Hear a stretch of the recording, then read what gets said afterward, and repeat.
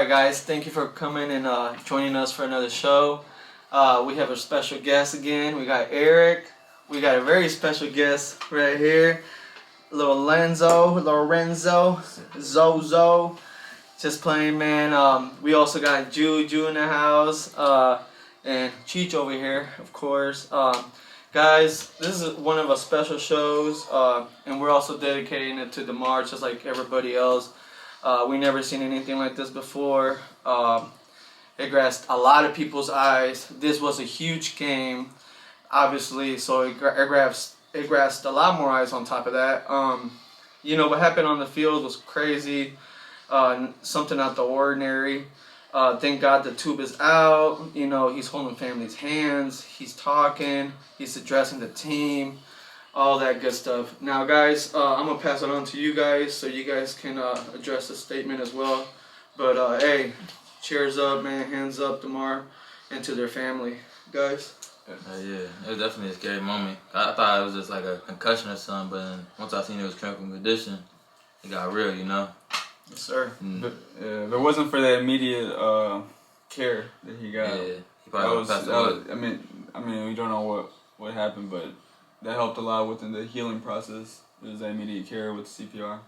Mm-hmm. So yeah, that's very fortunate for them. Yeah, I was watching a video about, there was like a 48-minute video about with the doctors in there. I don't want to say their names wrong. I think it's Dr. Knight the Fifth and Dr. Pritz. Yeah, Dr. Pritz and Dr. Knight, and they were one of the main teams there. And they were saying that if it wasn't for them coming into the field with the ambulance and all that, you know, they said that he had a pulse, and then when they checked him that he didn't, and that's why they give him CPR once, not twice. CPR once, and then took him to the hospital and all that stuff. Man, this is something that you don't see every day, guys. What do you? I mean, any other opinions you guys got out there? I mean, every football player or people that watch football for a long time hasn't seen it before either.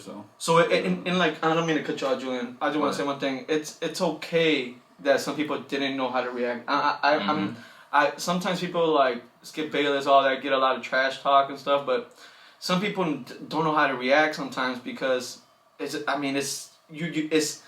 like when an accident happens, like, what do you say? When somebody passes away when they weren't supposed to because they're too young, or you just think these things, you don't know how to react. So please don't, I mean, if people mean well, trust me, you know what I mean? And I know I mean well, and I know I wouldn't want this game to be played and all this other stuff, but we'll go into the neutral field and all that stuff later on. But anything else you guys want to say? I don't want to just take over there. You want anything else you want to say, Julie? Prayers to him. Prayers to his family. Prayers to everybody that went through and everybody that saw, all the coaches and players that seen it, and Damar himself, and then also like the Bengals players too, because they seen that stuff too. And yeah, exactly. Prayers to T. Higgins. People were like saying stuff about T. Higgins. He's the one that made the hit. I mean, it's just a football play, you know. It's a football play. Every play you get hit. It's part of the game, so prayers out to them. Yeah, and I'm not going to jump into anything, but like we all know that it's a violent game, right? But it's something that we enjoy to watch, like gladiators. I'm not trying to put that in like that because I know it's a different, gladiators back in the days were forced to do this. But it's like when people, they just like to watch a sport that brings just enjoyment, like dang. Because that's something that you can't do as a regular person. That's why 1% out of the 1% make it to the league. So shout out to every single player that's in the league, because every time you step into the field, you step into something that's dangerous, right? And we're going to talk later on about why we sit them out or not sit them out later on with teams. So you guys want to address anything else in regards to this, or should we move on to the next topic? We'll probably move on to the next topic, how it's going to like maybe affect the AFC standings. Yep. Like, I don't know what this is. I mean, they're not playing the game no more. That's what they said yesterday. Mm-hmm. So what do you think about that?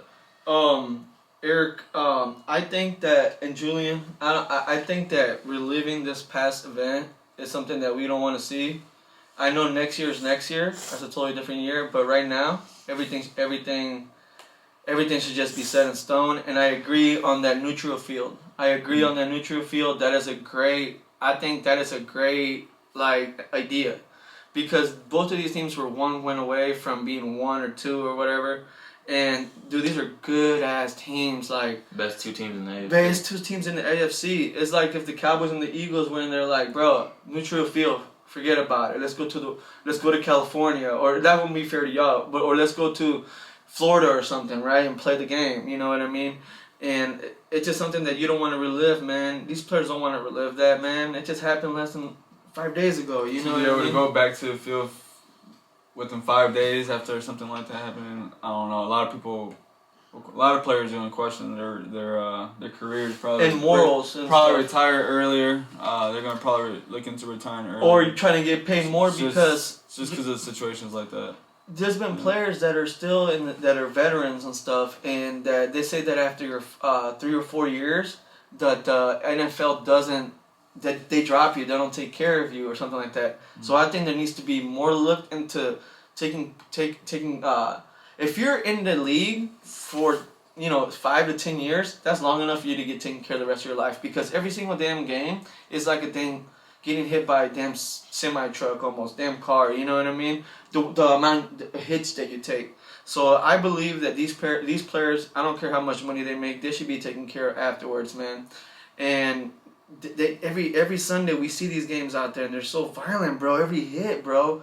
I mean, we cannot lie, bro. I wouldn't be out there. I wouldn't survive it. I've seen some players out there that... Dude, even my little boy got a concussion this year playing football. You know what I mean? Like, you never know what could happen. And I wasn't there, right? We were at the Cowboys game. But if I was there, and I would have saw that, I would have been like, take him out. Take him out. Because he ready for high school already, I think. Not ready literally physically, but you know what? Basically, the NFL, they should be paying them more than...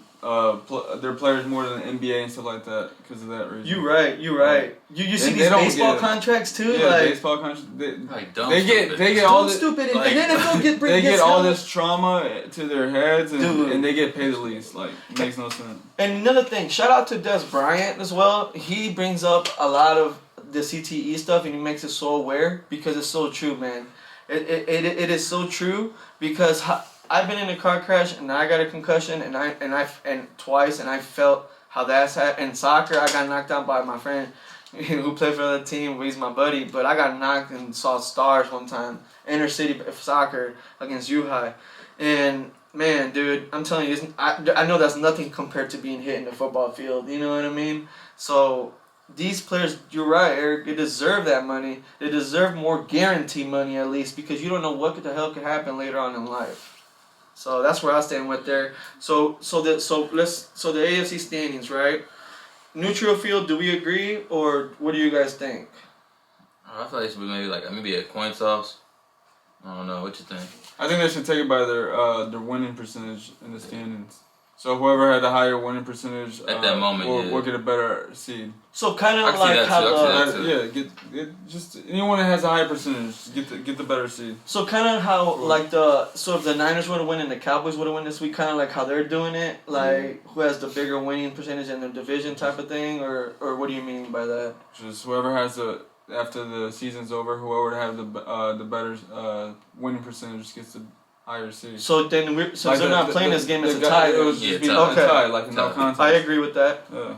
I agree with that. What do you, and Julian, you want to speak? I don't like that neutral. I like the idea, but I don't like it. It's kind of. I like a home fan based game. Yeah, but you gotta understand, we're not playing this game anymore, right? This game's not gonna be played anymore. Or I like to see let the fans travel. We all travel. I like to see a rule of tie. Because I don't like that. Yeah, rule of tie, but... I don't like that rule of tie. I just like the whoever has a higher win. Yeah, so basically the Bills will get up, and they might not even get the first seed anymore because of this game. But it is what it is, so you got to fight your way through. It's only happening, at the game, so... But then other people could say the Bengals are winning 7-3.